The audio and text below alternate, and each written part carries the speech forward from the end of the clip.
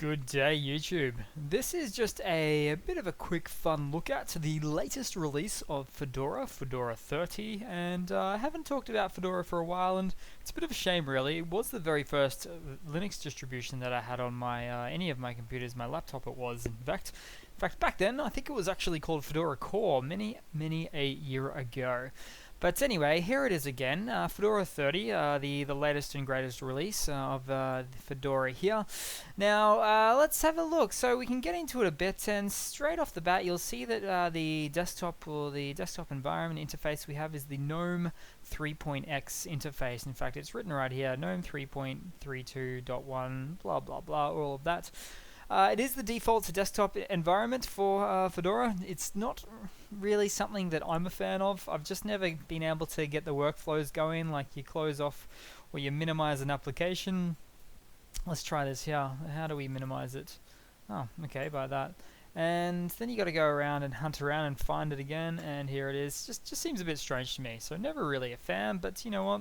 Doesn't really matter necessarily, as you can put on any desktop environment you want. But the real power of Fedora is all about having some really close ties with the Linux upstream community.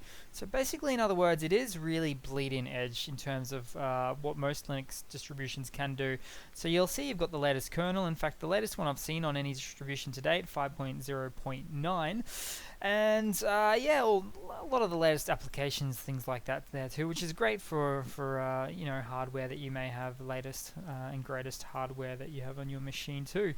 Let's have a look further across at the window manager or the file manager here. It's showing up as, it's actually no real surprise there. It's actually the Nautilus file manager there, which goes by many a name, but basically it is the Ubuntu, the main file manager or window manager there. So no surprises there. Not too flashy looking, just fairly run-of-the-mill. Moving on, as I've mentioned, the latest and greatest kernel, which is nice to see. The something that a lot of operating systems do is have a lot of cool, if different, customized icon packs and stuff, which isn't really a big deal for operating systems, but it's a shame that Fedora hasn't really taken that lead there and having their own take on icons or software, that sort of thing there as well. Let's see, it actually uses the Yellow Dog Update Manager, also known as Yum. Now, I'm not the biggest fan of this one. If you do want to install something, you do the command like this and you type in, let's do htop, and I don't think that this is installed, so we'll give this a shot here. And the thing about the Yellow Dog Update Manager is it looks prettier, it looks nicer, but it's kind of slow in the way that it works. This isn't probably that good of an example, but that would have installed faster if it was, let's say, the apt manager on Ubuntu. But let's have a look at RAM usage. So I haven't actually even checked this yet. So straight off the bat, let's close anything that we have open, and I mean anything, and it's probably the heaviest usage straight out of the box with the open application, with no applications open, should I say. About 1.2 gig of RAM straight off the bat, so definitely not designed for your older desktops or laptops. Quite a shame that I'm seeing that now. I might try it again later because I didn't want to expect that at all actually with Fedora.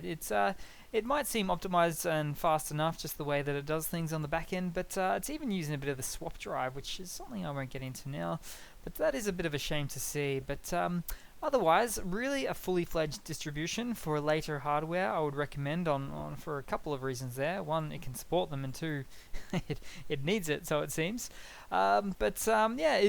Things seem to work out of the box. I put this on my laptop many a year ago, as I've said there, and it's the Wi-Fi drivers, everything was just working beautifully. I stayed with it for a long time. It was using the old GNOME Mate style desktop, which went by a different name back then. Let's call it Classic GNOME these days, which is not what this is. This is the GNOME shell, or the revolution sorts, or an evolution at least for it.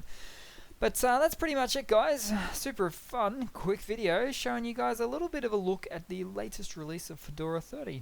So cheers, guys. Hope you've enjoyed.